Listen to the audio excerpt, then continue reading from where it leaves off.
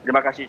Pemirsa, kuasa hukum para terpidana kasus pembunuhan Vina dan Eki hari ini melaporkan seseorang berinisial R yang diduga Ibtu Rudiana ke Bareskrim Mabes Polri. Laporan tersebut berkaitan dengan dugaan kekerasan saat penanganan kasus pembunuhan Vina dan Eki pada tahun 2016 lalu. Kuasa hukum para terpidana seumur hidup kasus pembunuhan Vina dan Eki melaporkan seseorang berinisial R yang diduga kuat adalah Ibtu Rudiana terkait tindak kekerasan atau penganiayaan terhadap para terpidana saat penanganan kasus Vina dan Eki pada tahun 2016 lalu. Hal tersebut dilakukan setelah mendapat keterangan para terpidana yang kini berada di Rumah Tahanan Kebonwaru dan Lembaga Pemasyarakatan Jelekong, Bandung, Jawa Barat.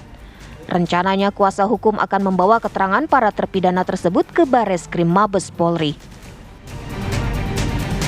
Rencana ada 1 orang yang akan kita laporkan ke Mabes Polri. Ada bocoran Bang, Inisialnya R lah ya. Ini atas laporan dugaan apa Bang? Dugaan yang pasti penganiayaan ya. Selain melaporkan seseorang berinisial R ke Mabes Polri, sebelumnya kuasa hukum terpidana kasus pembunuhan Vina dan Eki juga telah melaporkan sejumlah nama lainnya, yakni Aep dan Dede, atas dugaan keterangan palsu sehingga membuat para terpidana harus menjalani hukuman seumur hidup. Kuasa hukum terpidana kasus Vina, Jutek Bongso, Ruli Panggabean, dan pegiat media sosial Deddy Mulyadi siang tadi hadir di Bareskrim Mabes Polri untuk melaporkan Ibtu Rudiana terkait yang dialami para terpidana pada tahun 2016 lalu. Ya, kami mendapatkan kuasa kan dari 6 terpidana, yang hari ini akan melaporkan itu 1 terpidana atas nama Hadi Saputra. Akan melaporkan Aibtu ya saat itu yang sekarang Ibtu Rudiana terkait apa yang dialami tahun 2016 kan gitu kan. Isinya apa tunggu nanti sesudah kami melakukan laporan.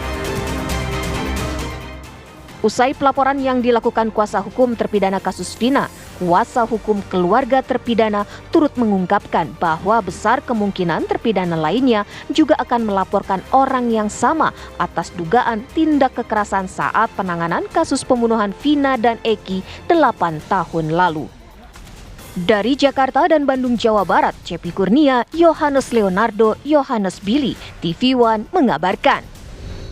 Kapolri Jenderal Listio Sigit Prabowo mengungkapkan terkait perkembangan kasus pembunuhan Vina dan Eki yang terjadi 8 tahun lalu. Kapolri menyatakan pihaknya kini sedang mendalami sejumlah laporan yang masuk terkait dengan kasus Vina. Terkait dengan beberapa pertanyaan kasus yang ada yang saat ini sedang berjalan, tentunya Polri menindaklanjuti. Beberapa waktu yang lalu ada laporan di Bareskrim terkait dengan proses perjalanan yang di Jawa Barat dan saat ini pendalaman sedang kita lakukan, Propam kita turunkan, Irwasum kita turunkan untuk melakukan pendalaman terkait dengan peristiwa yang ada. Walaupun sudah terjadi 8 tahun yang lalu ya di 2016, namun tentunya kami memiliki kewajiban untuk melakukan pendalaman sehingga kemudian pada saatnya setelah semuanya lengkap kita akan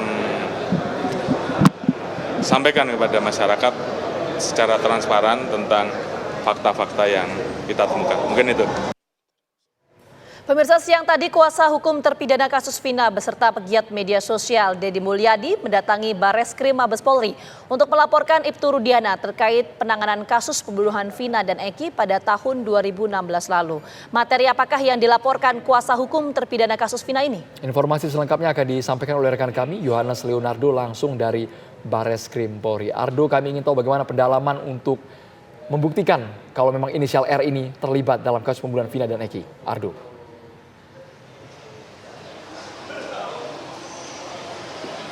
Ya baik, selamat sore Andro, Ginavita dan juga pemirsa. Memang benar sekali bahwa untuk pelaporan yang dilakukan oleh jajaran kuasa hukum dari terpidana kasus pembunuhan Vina dan juga Eki ini masih berlangsung di Barreskrim Polri, di mana tadi jajaran kuasa hukum seperti ada tadi Ruli Panggabean, kemudian juga beberapa jajaran kuasa hukum lain, termasuk tadi ada Deddy Mulyadi yang mendampingi proses pelaporan ke Barreskrim Polri yang masuk sekitar pukul 11 siang waktu Indonesia Barat, dan hingga saat ini waktu menunjukkan pukul 16 sore waktu Indonesia Barat, artinya sudah sekitar 5 jam lamanya ini para pelapor memberikan berkas pelaporan termasuk dengan surat-surat bukti yang diserahkan ke SPKT untuk kemudian menjadi berkas pelaporan terhadap Kapolsek Kapetakan Kabupaten Cirebon, Jawa Barat, Ibtu Rudiana. Rudiana sendiri merupakan ayahanda daripada Eki yang merupakan salah satu korban pembunuhan bersama dengan kasihnya Vina di Cirebon, Jawa Barat pada 8 tahun silam yang melibatkan ke-6 terpidana yang diwakilkan oleh para kuasa hukum tadi. Dan memang